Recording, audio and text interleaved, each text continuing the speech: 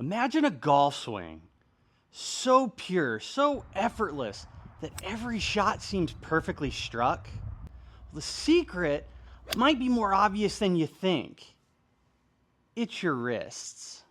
Stick around to the end of this video and I'm going to give you my free daily routine to become flip free. My name's TyKoon, PGA coach, and I've helped thousands of golfers improve their golf swings in my 19 years of coaching. Let's get to work. So what does flipping cause? Well, flipping at impact adds a lot of loft to the golf club, which is going to make the ball go higher, increase spin when you hit it in the face, and that's going to usually rob you of distance because you'll turn 6 irons into 9 irons, you'll turn drivers into 5 woods, and you're not going to be able to really control the distance. Flipping can also cause you to swing the club away from the ground because the club starts working up with a positive angle of attack too soon. Every tour pro hits down on almost every shot. A flip where the club head overtakes the wrists too early is going to make it hard to control your angle of attack. The flip will always eventually happen. It's inevitable. There's an overtaking the club head makes of the hands. The flip is when it happens too soon. It's our goal to make it happen later. It's with my experience with my students as well as my own golf swing, there are 3 main causes to that dreaded flip.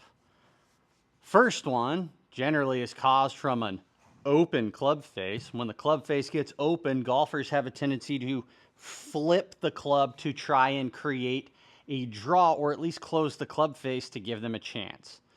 The next one is they always try to add power. They're told to release the club for power, so they get to the bottom and they try to release it, throw it faster, and it doesn't always work.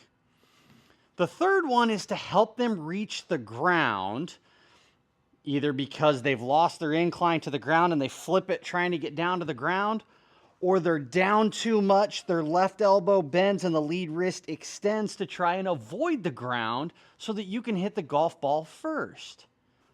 Fixing this flip is much needed in order to strike the ground in the same spot every single time, hit the ball far enough to play golf, and control your curve. Because if we get to impact and everything's bent like this, there's a lot of variables there that you have to time. We have to first define the movements of the wrists and the arms in order to understand how we need to fix them. The first one that is notorious for when you see flippers at impact is they look like this with their lead wrist. We refer to this as extension or dorsiflexion, also called cupping. The opposite motion is what we call flexion or palmar flexion, also referred to as bowed or bowing. The right wrist has those same movements. When bent backwards, this is extension or cupping. This is flexion or bowing. The other movements are called hinging or radial deviation. Hinging up is radial. This is the radius bone. Or ulnar deviation. This is the ulna bone. Those are described in the direction the wrist moves. The other one that we have is we have the twisting or rotating of the wrists and arms counterclockwise and clockwise, also called pronation, where the palm is down, supination, where the palm is up, like you could hold a bowl of soup.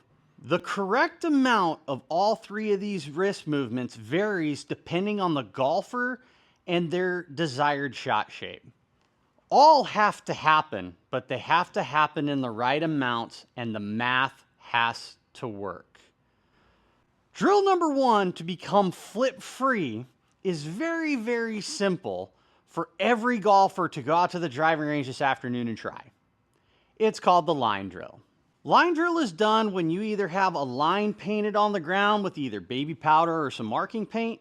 Not everybody has these in their golf bag, so I usually set up 2 tees about 12 inches apart, and I'm going to use that as a marking point for where the golf ball would be. So if I take my setup and put the club down just behind that line like it's sitting behind the golf ball, my only goal here is to hit the ground in front of the tees. It doesn't matter what it looks like. I just need you to get used to slow at first, swinging back, swinging forward, and hitting the ground in front of that spot at all times. If you can do this, you can usually fix your flip really, really quickly. At first, don't worry about how far in front you move it. Just make sure that you're hitting the ground first. Once you know you're hitting the ground somewhere in front of these tees, then you can start focusing on how far in front of this line you hit the ground. But you take your setup, get ready to hit it, swing back, swing forward. All I want you to do is hit the ground. That ball's going to come out like a rocket ship, and you're going to improve your ball striking and your golf ball compression, leading to more distance with less effort. The right wrist extension is referred to as the right wrist flying wedge. It flies out in front of you. As your wrist is cupped, it's almost like you could put a wedge back in there and it would hold it, thus the term the flying wedge. I usually partner this with a punch shot, simply so that I can make sure that I maintain the wrist conditions. We start with no golf ball. We make a short backswing, and then in the downswing, as we shift left, we pull our arms forward. We get to impact trying to keep our right wrist bent backwards or extended. Now in doing so, you can see my club face. It's pointed at the target. The common misconception here is when people do flying wedge drill is they swing back and they pull this through so that the palm faces away from them and the face is pointed very open. When you get to this position at impact, the ball's gonna go out to the right. So when we do this, you have to add a little bit of rotation to that wrist and that forearm so that as I pull this down and keep it bent backward, it's the rotating of the wrist that gets the face square. When we add a golf ball to it, you start slow. We shorten the follow through, maintaining the right wrist backwards, the face pointed left.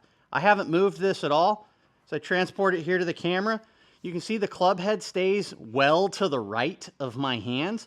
My right wrist is bent backwards. From a side view, you can see that the club head stays out to the right and my right wrist is bent backwards. You can do this with as short of a swing or as long of a swing as you want. I tell golfers all the time, start slow. Stop in this position and make sure that that's rotated, because if it's not and it's facing up like this, that ball's going to the right. It has to rotate, but it has to stay bent backwards. That also helps promote a vertical release, where if you want to know more about the release and the follow-through pieces of this, check out this video right here. The third and final drill that I'm going to give you comes from a friend of mine in Canada by the name of Scott Calks. What he does is it's called an open palm drill, and it's that simple. You're going to take your trail hand, or in this case, my right hand. We're going to take our setup. We'll do it without a ball first. And instead of interlocking my grip, putting my hand on the club, I'm going to open my palm completely, keeping my fingers together, and I'm going to keep my right palm connected to the back of my left thumb. I want my fingers kicked backwards, and I don't ever want to see people let the hand curl around the shaft at any time. If you're doing it that way, it's not going to be very effective. You have to keep it bent backwards. What this drill promotes is it promotes the ability for the left arm to move down and away from your chest and forward around the golf swing's arc. This is referred to as abduction. The moving away horizontally is called horizontal abduction. It's the easiest way to keep the wrist from over flipping, because when your left arm pins itself to the body and your club face is open and you try to release it, the only way to get the club to the golf ball is to flip it. So if my left arm pulls more forward around the arc, it's a lot easier to get the shaft leaning forward and keep the club head behind the hands. So we start this again, no golf ball, open palm. Set the grip, open the palm, keep the right palm touching the left thumb, make a backswing, swing down, hit the ground, stop short. As you get better with this and hitting the ground, you can then actually lengthen the golf swing eventually to hit a shot with it. Now this is extremely difficult, so make sure you can do this without a ball first and then start slow. Make solid contact with it, maintain the extension in the right wrist, and let the lead arm pull forward. I've had a student that had a really chronic flip at impact. It would throw his path over the top. He would hit big old high hooks. He's playing an 8-degree driver lofted at 6 that he launches at 17 degrees and spins it at 6,000 RPMs because he's adding loft and increasing spin, and he's losing all his speed. We gave him these 3 drills, and the first one we simply did was put him in a line drill and force him to hit the ground in front of the ball. The next one that we had to do is we put him in the open palm drill to teach him how to move the left arm forward on the arc so that he could actually get the arm forward and the handle forward of the ball before the club got to impact. Then we worked with him a lot on flying wedge drill to control his club face.